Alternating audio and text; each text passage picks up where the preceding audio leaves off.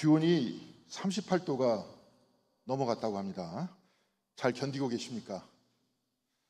폭우에 사람들이 죽어가고 실종되고 삶의 터전을 잃었다는 소식이 지난 다음에 지금은 열사병과 혹서 때문에 또한 사람들이 죽어가고 괴롭다는 소식이 들려옵니다. 요즘은 마치 동남아나 적도에 가까운 지역에 살고 있다는 그런 느낌이 듭니다.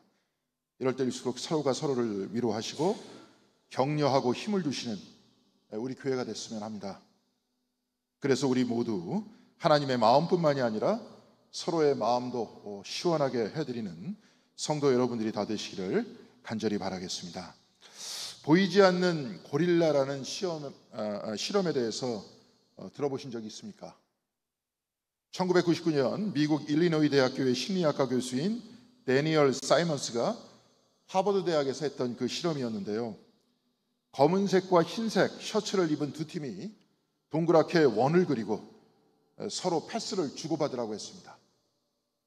그리고 이 실험의 참가자들에게 두 팀이 농구공을 얼마나 주고받나, 몇 번 주고받나 그렇게 세보라고 했습니다. 한참 패스를 주고받고 참가자들은 그 패스를 세고 있을 때 고릴라 복장을 한 사람이 손을 흔들면서 농구 코트 한가운데를 지나가게 했습니다. 고릴라 복장을 했으니까 눈에 확 띄지 않겠습니까? 그런데 놀라운 일이 벌어졌습니다. 패스를 세던 참가자 중에서 약 절반이 그 고릴라 복장을 한 사람을 보지 못했다는 겁니다. 그리고 더 놀라운 것은 고릴라 복장을 한 사람이 손을 흔들고 지나갔다고 하니까 그것을 본 사람을 이상하게 취급했다는 겁니다. 데니엘 사이먼스에 의하면 무엇을 보고 인식한다는 것은 내가 어디에 관심을 갖고 집중하는 데 달려있다, 이렇게 말했습니다. 고릴라 실험의 참가자 중 절반이 되는 사람들은 농구공 패스하는 데 집중하느라 고릴라가 손을 흔들고 지나가는 것을 보지 못했다는 겁니다.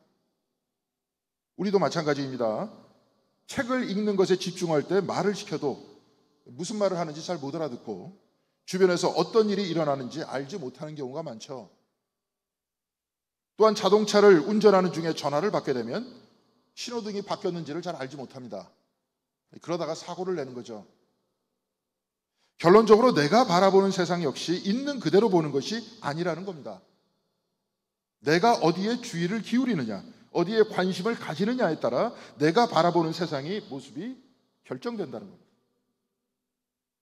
캐나다의 철학자인 찰스 테일러는 이렇게 세상을 보는 눈은 상상에서부터 출발한다, 이렇게 말했습니다. 나아가서 혼자 상상하는 것이 아니라 다른 사람들의 생각과 공유할 때 이것을 사회적 상상이다, 이렇게 말합니다. 사회적 상상이란 세상은 원래 이렇게 돌아가는 거야 하고 서로서로 인정하는 겁니다. 예를 들어서 대학에 들어가서 대기업이나 공기업에 들어가야 성공한 인생이다. 우리는 서로 이렇게 생각하고 있습니다. 그런데 그렇지 않죠. 기술을 가지고도 성공할 수 있고 농촌에서 고소득을 올릴 수도 있습니다. 경제가 성장하는 것이 삶의 질이 향상되는 것이다. 우리는 이렇게 생각하지만 꼭 그렇지만은 않습니다. 부탄과 같은 나라는 경제가 별로 좋지 않지만 행복지수는 세계 1위입니다. 그런데도 거의 대부분의 사람들은 대학 들어가서 대기업과 공기업에 들어가고 경제가 성장해야 나의 삶의 질이 올라간다, 이렇게 생각합니다. 이렇게 보편적으로 사람들끼리 공유하고 있는 생각을 사회적 상상이다, 이렇게 말합니다. 찰스 테일러는 이런 사회적 상상이 굳어지면 이것이 immanent frame, 내재적 틀이 된다, 이렇게 말합니다. 사회적 상상이 내재적 틀로 굳어지면 사람들은 이런 생각의 내재적 틀 안에서만 세상을 본다는 겁니다. 내재적 틀이라는 말이 좀 어려우니까 생각의 틀이다, 이렇게 이해하면 좋을 것 같습니다. 찰스 테일러는 특히 신앙의 문제에 대해서 관심을 많이 가졌는데요. 그에 의하면 현대인들은 세속화의 시대에 살고 있다, 이렇게 말합니다. 곧 현대인들은 세속화라는 생각의 틀 안에서 세상을 이해하고 있다는 겁니다. 멀리 갈 것도 없이 우리가 하루를 살아갈 때 제일 많이 생각하고 있는 게 뭡니까? 은행 잔고라든지 아파트값이라든지 아이들의 시험 성적이라든지 월세라든지 전세금이라든지 뭐 이런 거 아닙니까? 회사에 다닌다면 마케팅이라든지 소비자의 행동이라든지 내가 얻은 영업이익이라든지 이것으로 인해서 재투자를 한다든지 이것이 나의 주요 관심사가 아니겠습니까? 그렇게 세상을 보고 있지 않습니까? 건강과 먹고 싶은 음식이라든지 다이어트라든지 이런 것도 많은 사람들이 같이 생각하고 있는 겁니다. 비록 정치 시즌이 지났지만 정치인 누가 잘못했다, 쟤네들은 안 된다, 우리 편이 맞다, 뭐 이런 거 생각하고 있지 않습니까? 찰스 테일러에 의하면 현대인들은 하나님이 없는 생각의 틀 안에서 하나님 없이 살아가고 있다, 이렇게 말하고 있습니다. 또한 하나님을 믿는다고 해도 하나님이 필요하지 않는 세상 속에서 우리는 살고 있습니다. 그렇지 않습니까? 우리도 하루를 살아가는 데 있어서 제가 지금 방금 말한 것 말고 하나님에 대해서 얼마나 자주 생각하고 있습니까?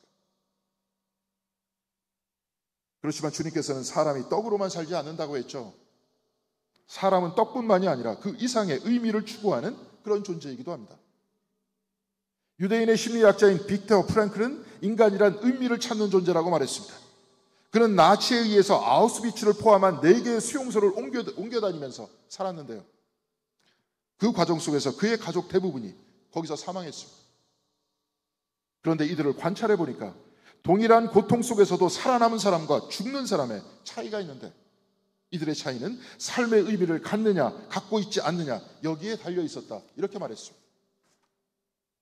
절망하여서 의미를 잃어버린 사람은 거기에서 죽었지만 이 고통을 통해 내가 성장하고 누군가에게 이 고통의 의미를 말해줄 수 있는 날이 있을 것이라는 소망을 가지고 있는 사람, 그래서 글을 쓰거나 그림을 그리는 예술가가 진정 아름다운 글과 그림을 그릴 수 있을 것이라는 소망을 가진 바로 그런 사람, 그래서 자기 자신을 소중하게 생각하고 존엄함을 지켜낸 그 사람들은 그곳에서 생존했다라고 말하고 있습니다. 그래서 빅터 프랑클은 사람은 의미를 추구하는 존재다, 이렇게 말합니다. 그런데 세속화의 사회는 의미가 아닌 떡만을 추구하는 사회입니다. 그래서 삶의 의미와 방향에 별 관심이 없고 의식주를 누가 더 확보하느냐, 이것이 보편적인 삶의 가치이고 그들의 중심입니다. 찰스 테일러는 이 세속화의 사회는 ultimate meaning, 곧 궁극적 의미가 사라진 시대라고 말합니다. 그래서 그는 불안한 현대사회라는 책에서 이렇게 말하고 있습니다. 초월과의 연결을 상실한 내재적 세계 안에서 현대인은 자기 안에서만 의미를 찾으려고 하며 그로 인해 존재론적 불안과 공허를 겪는다. 풀어서 이야기하면 철학적으로 그는 초월이라고 말했지만 그가 말하려는 것은 사실 하나님입니다. 하나님과 연결을 상실한 내재적 세계, 곧 하나님이 없는 생각의 틀을 가진 현대인들은 자기 안에서만 의미를 찾으려고 하지만 이것은 쉽지 않거나 불가능하다는 겁니다. 의식주를 누가 더 가지고 있느냐에 따라 사람의 등급을 매기고 더 많이 가진 사람을 주목하는 이 세상 안에서 하나님이 없이 스스로 인생의 의미를 찾는 것은 쉽지 않다는 겁니다.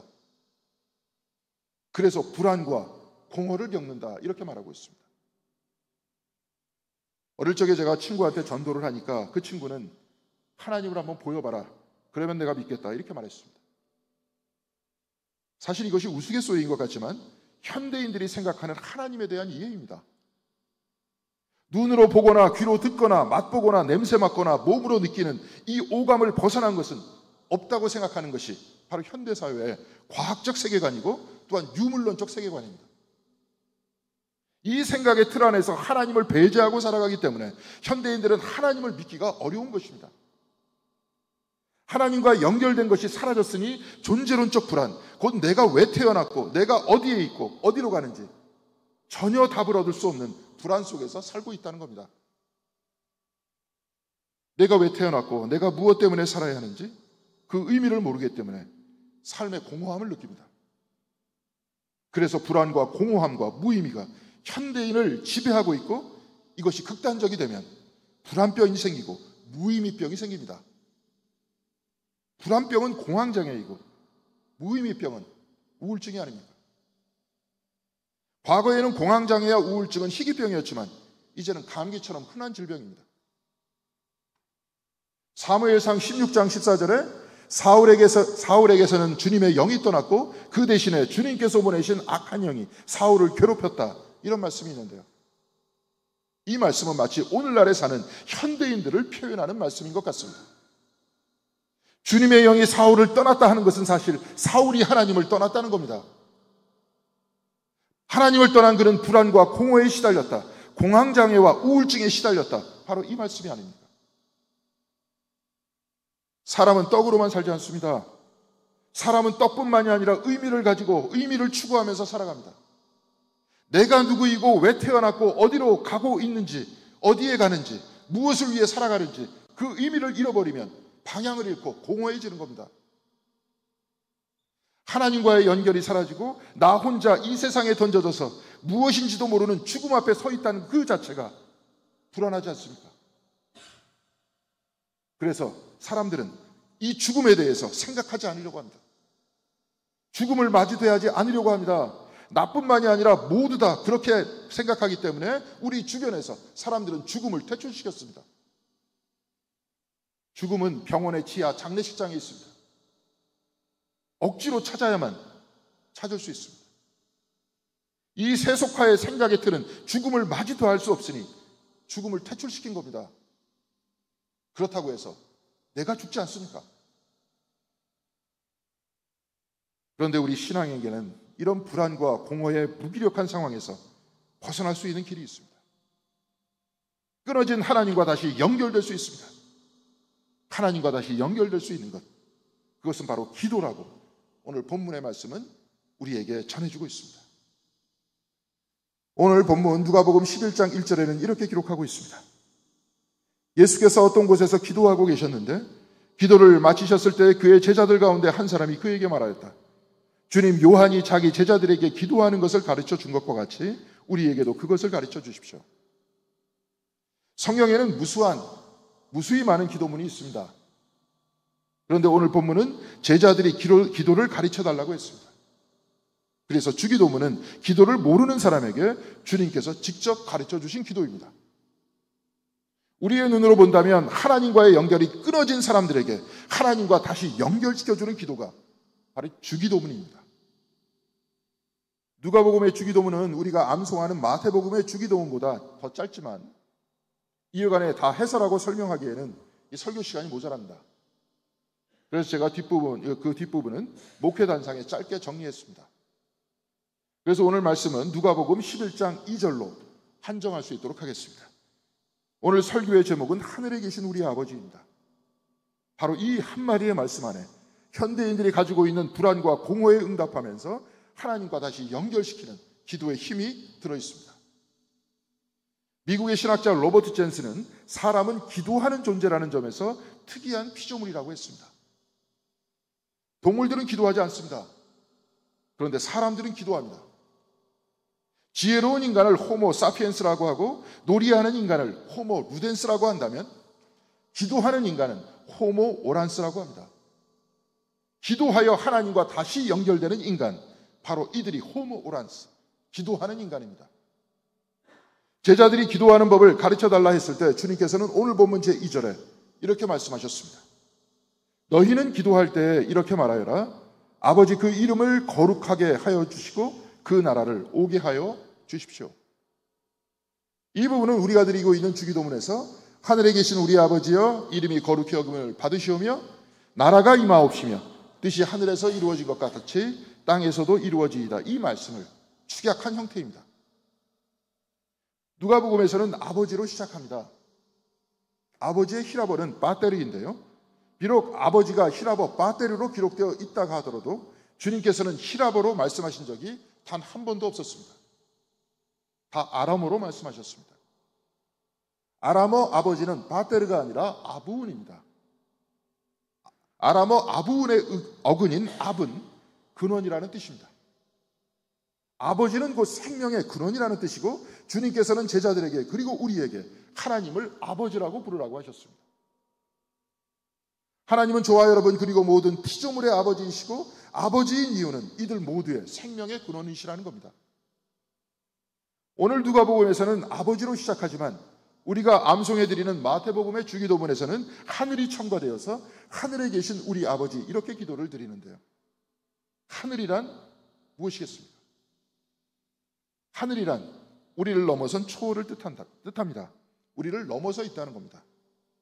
하늘에 계신 우리 아버지 하면 하나님은 저와 여러분 모든 피조물의 생명의 근원이시지만 또한 우리를 넘어서 계시다는 겁니다.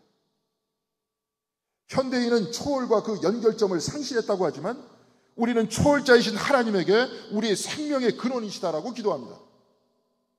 기도하면서 하나님과 연결된 우리를 확인하는 겁니다. 하늘에 닿으려고 지리산에 올라가 보아도 하늘은 그 위에 있습니다. 지리산보다도 더 높은 백두산을 가보아도, 아니 세상에서 제일 높다고 하는 에베레스트산에 올라가 봐도 하늘은 여전히 그 위에 있습니다. 하늘은 우리를 초월해 있습니다. 그러나 우리를 넘어서 초월한 그 하늘은 또한 늘 우리와 같이 있습니다. 정동교회 최초의 한국인 목사인 최병원 목사는 동양지천 즉 서양지천이라고 했습니다. 동양의 하늘과 서양의 하늘은 같다 이 말입니다. 하늘은 유럽과 미국에서도 저 위에 있지만 동양에서도 저 위에 있고 북반구에서나 남반구에서나 하늘은 늘 저 위에 있습니다. 하나님은 하늘 위에 계시고 또한 우리의 생명의 근원이 되십니다.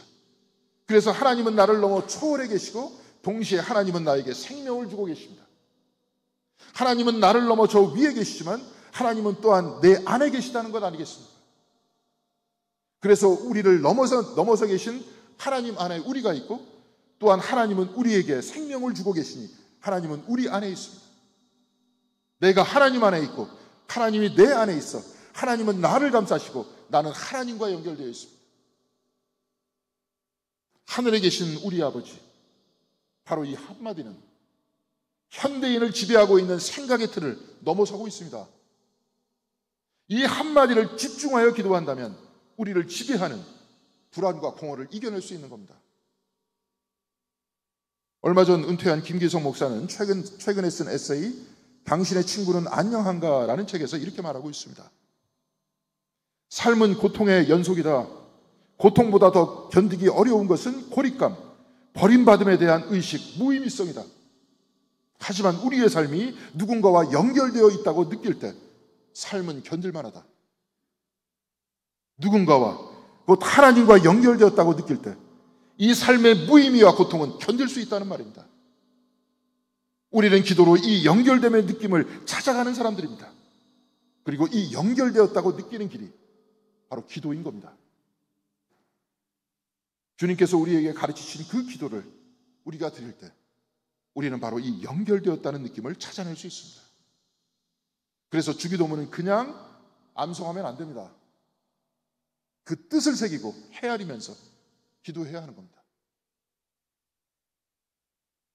하나님과의 관계를 상실한 이 현대의 문화 안에 살고 있는 우리는 이 현대의 유대인 철학자이면서 기독교인이었던 시몬 르 베이유가 주기도문에 집중하면서 들었던 유명한 이야기, 바로 거기서 교훈을 얻을 수 있는데요. 그는 중력과 은총이라는 책에서 이렇게 말했습니다. 나는 주기도문을 하루에 3번 매우 집중하면서 바친다. 각 구절마다 의미에 철저히 집중하며 정신이 조금이라도 흩어지면 처음부터 다시 시작한다. 각 구절을 생각하면서 주기도문을 드린다고 했습니다. 하늘에 계신 우리 아버지를 드릴 때에도 내가 하나님 안에 있고 하나님이 내 안에 계시다고 머리에 떠올리면서 집중하고 이 기도를 믿고 드린다는 겁니다. 그러다 조금이라도 정신이 흩어지면 다시 처음부터 드린다고 했습니다. 이런 깊은 기도의 훈련을 한 지 6년째 됐을 때 그는 실제 주님과 만나는 체험을 했습니다. 1938년 아시시의 한 작은 예배당에서 처음으로 그리스도의 현존을 느꼈다. 몇 주 후 프랑스의 한 수도원에서 주기도문을 암송했는데 마치 그 기도문과 함께 그리스도께서 내 안에 들어오시는 것을 체험했다. 이렇게 말하고 있습니다. 하나님과 연결되는 아버지의 기도를 드릴 때 이 기도는 그의 체험이 됐습니다. 그 역시 생각의 틀 안에서 하나님이 계시지 않았던 현대인이었지만 주기도문은 그를 하나님과 다시 연결시켜 주었습니다.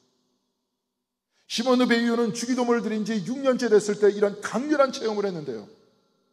우리 역시 신앙생활을 한 이후에 거의 평생 매일 아니면 매주 주기도문을 외우지 않습니까? 이제 앞으로는 하늘에 계신 우리 아버지를 더욱 집중하면서 그 뜻을 파악하고 드린다면 그 입술의 기도는 우리의 마음속의 체험이 될 것입니다.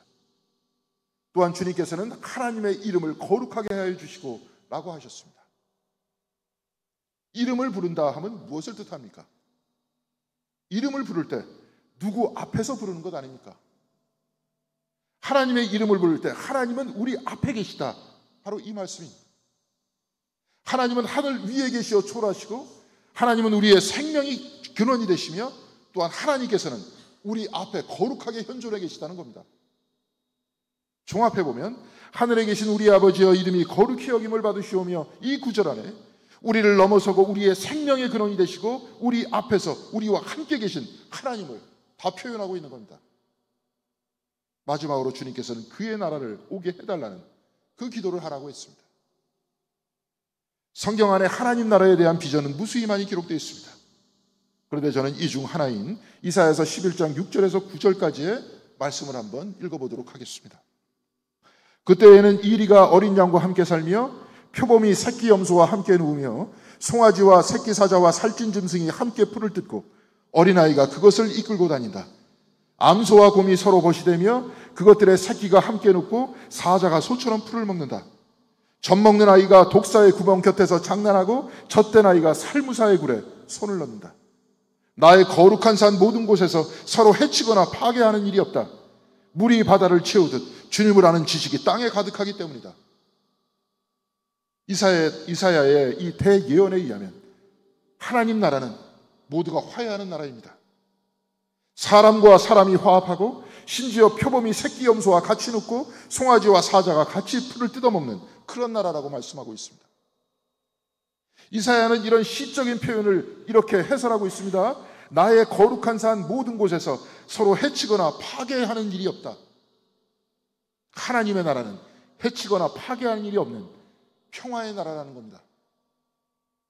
이런 나라가 도래하는 이유는 물이 바다 덮음같이 사람들과 모든 생명체에 하나님을 아는 지식이 가득해졌기 때문이라고 말씀하고 있습니다. 하나님을 아는 지식이란 머리로 연구하여서 얻은 지식이 아닙니다. 이 지식은 하나님께서 우리와 같이 계시다는 것을 가슴으로 확신하는 겁니다. 마치 시몬 베이유가 주기도문을 드리면서 내 생명의 근원이 되시고 나를 넘어서신 하나님, 그래서 내가 하나님 안에 있고 하나님이 내 안에 있다고 머리로만 알고 있다. 어느 날 바로 이것이 그의 마음을 때리는 체험이 됐듯이 우리 모두가 하나님과 연결되어 있고 서로가 연결되어 있다고 하는 그 마음으로 확신할 때 우리는 더 이상 파괴하거나 해치지 않는다는 것 아닙니까? 이와 반대로 지금은 해치고 사람들은 서로 파괴하고 있습니다. 그런 이유는 하나님과의 연결이 끊어지고 사람과의 연결이 끊어졌기 때문에 그런 것 아닙니까? 얼마 전 인천에서 아버지가 사제총으로 아들을 쏴 죽였습니다. 아들이 그가 이혼한 어머니와 친하고 자기와는 끊어졌고 돈을 보내지 않았다고 하는 것이 그 이유였습니다. 끊어지니까 파괴하지 않습니까? 아버지 그 이름을 거룩하게 하여 주시고 그 나라를 오게 하여 주십시오. 아버지 하나님과 연결되고 서로 사랑으로 연결될 때 그 평화의 나라가 도래하는 것, 이것을 기도하고 이 기도가 내 삶이 되는 것, 바로 이것이 하나님과 같이 사는 신앙, 영적인 생활이고 바로 이것이 하나님 나라의 삶인 것입니다. 사랑하는 성도 여러분, 현대를 살아가는 사람들의 생각의 틀 안에 하나님은 존재하지 않습니다. 그래서 불안과 무의미가 사람들의 정신을 지배하고 있습니다. 그래서 현대의 영혼들은 수많은 눈물을 흘리고 있고 때로는 서로 해치고 서로 파괴하고 있습니다. 우리 역시 이 세속화의 시대를 살아가고 있지만 그렇지만 우리는 기도할 수 있습니다.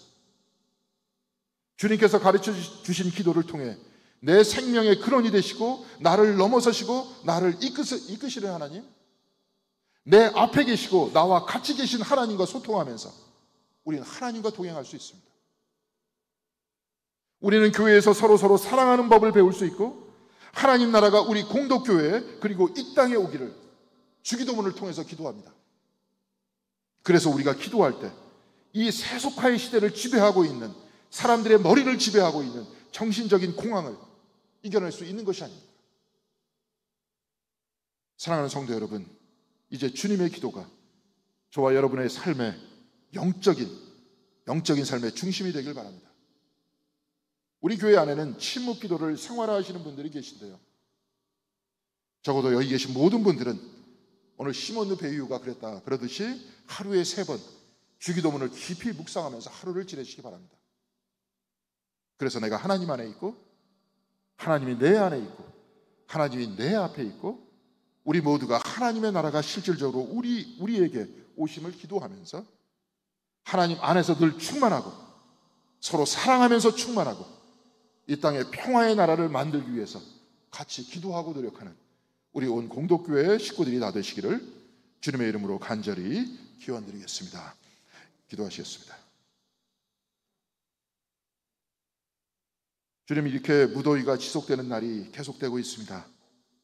이것 역시 인간의 생각의 틀, 그 내면의 틀 안에서 무한 경쟁 아래 서로서로 더 가지려고 하는 그 욕망으로 만들어진 바로 인간의 죄악임을 고백합니다.